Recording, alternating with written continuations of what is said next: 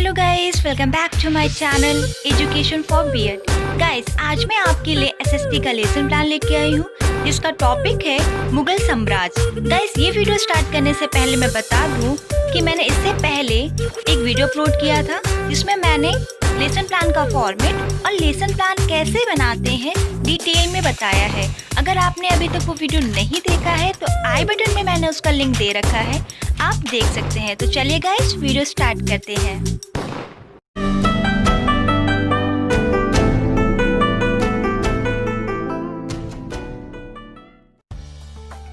पाठ योजना,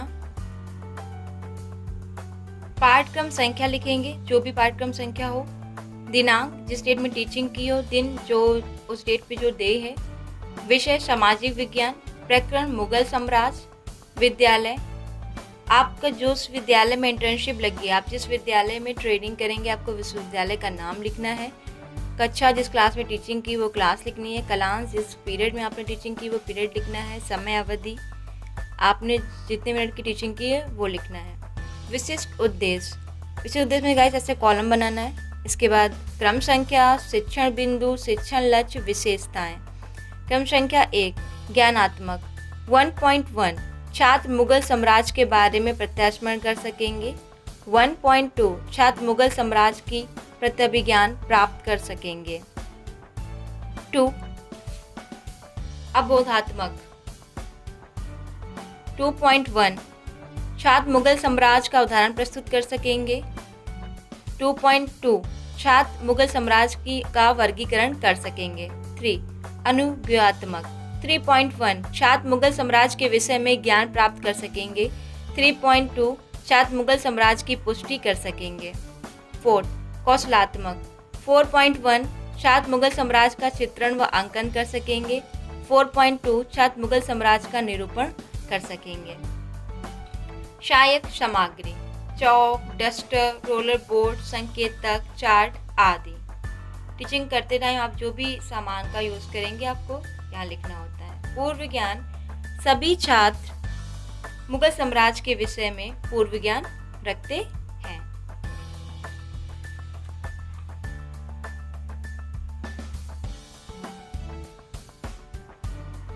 प्रस्तावना प्रश्न, गाइस आपको यहाँ पे इंट्रोडक्टरी क्वेश्चन पूछने होते हैं, 3 to 5 क्वेश्चन, और लास्ट क्वेश्चन समस्यात्मक बनाना होता है। तो गाइस ऐसे कॉलम बनाना है आपको। क्रम संख्या छात्र अध्यापिका क्रिया या छात्र अध्यापक क्रियाएं, छात्र क्रियाएं, श्यामपट्ट कार्य।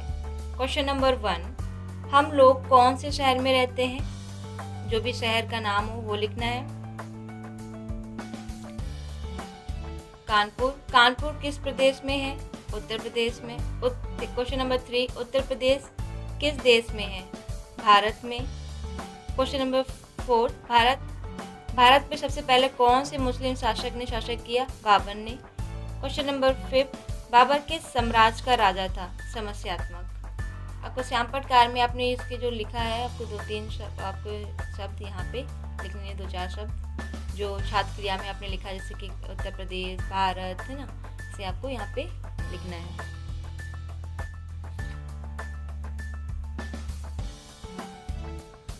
उद्देश्य कथन, आज मैं आप सभी को मुगल साम्राज्य के विषय में अध्ययन कराऊंगी। प्रस्तुतिकरण, गाइस प्रस्तुतिकरण में 3 शिक्षण बिंदु होते हैं, 3 शिक्षण बिंदु लिखने होते हैं। तो गाइस प्रस्तुतिकरण में आपको ऐसे कॉलम बनाना है।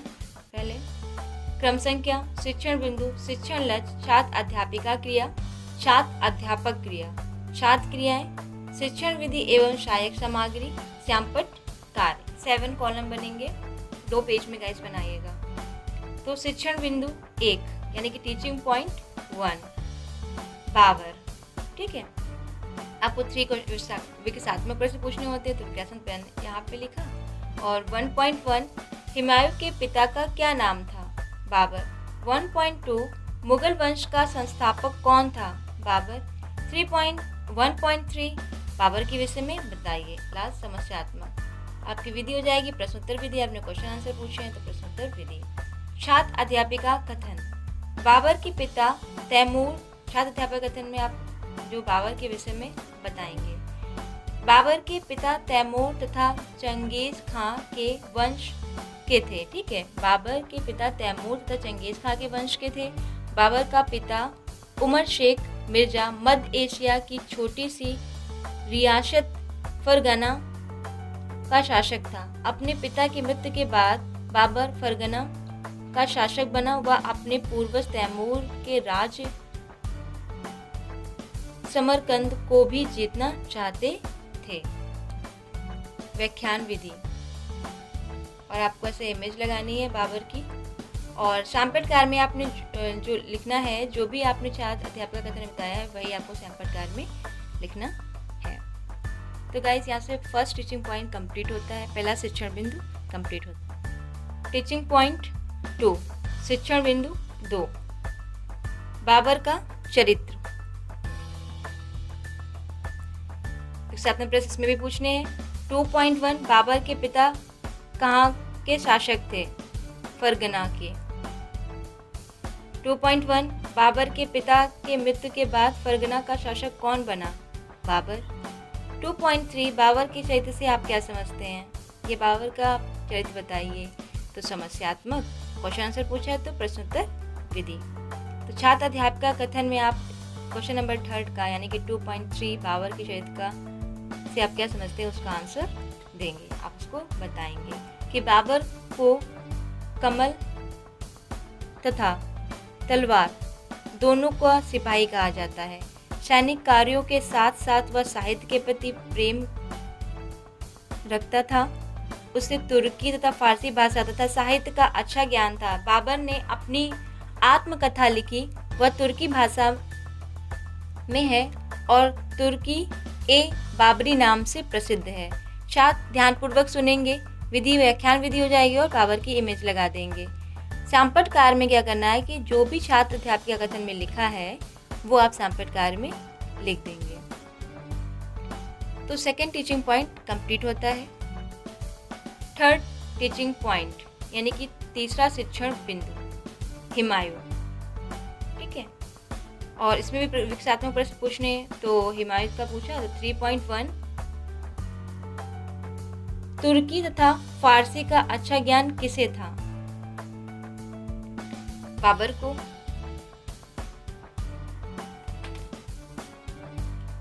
3.2, बाबर को किसका सिपाही कहा जाता था? कमल और तलवार। 3.3, बाबर के पुत्र का क्या नाम था? समस्यात्मक। प्रश्नोत्तर विधि हो जाएगी। आपने क्वेश्चन आंसर पूछे तो विधि प्रश्नोत्तर विधि। छात्र अध्यापिका कथन में आप थर्ड क्वेश्चन का आंसर देंगे कि बाबर, और उसे एक्सप्लेन भी थोड़ा करेंगे कि बाबर की मृत्यु के पश्चात उसका पुत्र हुमायूं 1530 यानी कि 1530 ईस्वी में मुगल सिंहासन पर बैठा। सिंहासन पर बैठते ही हुमायूं को अनेक कठिनाइयों का सामना करना पड़ा। उनके सबसे बड़े शत्रु गुजरात के शासक बहादुर शाह और पूर्वी मुख्य थे। छात्र ध्यानपूर्वक सुनेंगे, विधि हो जाएगी और आपको ऐसे हुमायूं की इमेज लगानी है। सैंपटकार में जो भी आपने छात्र अध्यापक कथन में बताया वो सब सैंपटकार में लिखेंगे।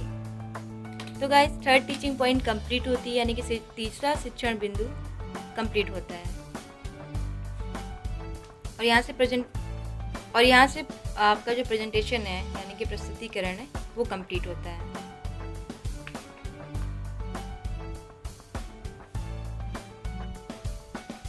निरीक्षण कार्य, छात्र अध्यापिका या छात्र अध्यापक छात्रों को श्यामपट्ट पे लिखे गए सारांश को अपने उत्तर पुस्तिका में लिखने का आदेश देगी या देगा एवं स्वयं कक्षा का निरीक्षण करेगी या करेगा। मूल्यांकन प्रश्न, क्वेश्चन नंबर 1, राजनीतिक एकता के अभाव का किसने लाभ उठाया? क्वेश्चन नंबर 2,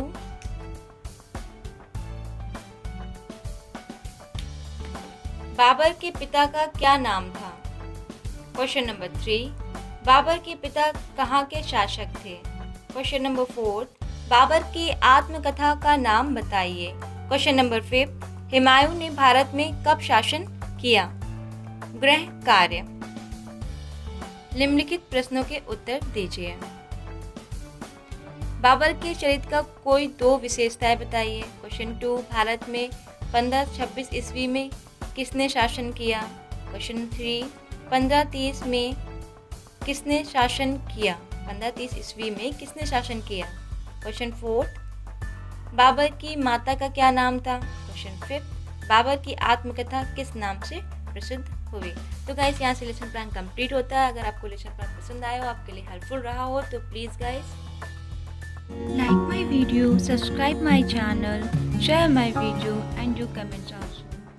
मिलते हैं नेक्स्ट वीडियो में एक नए लेसन प्लान के साथ। तब तक के लिए बाय बाय।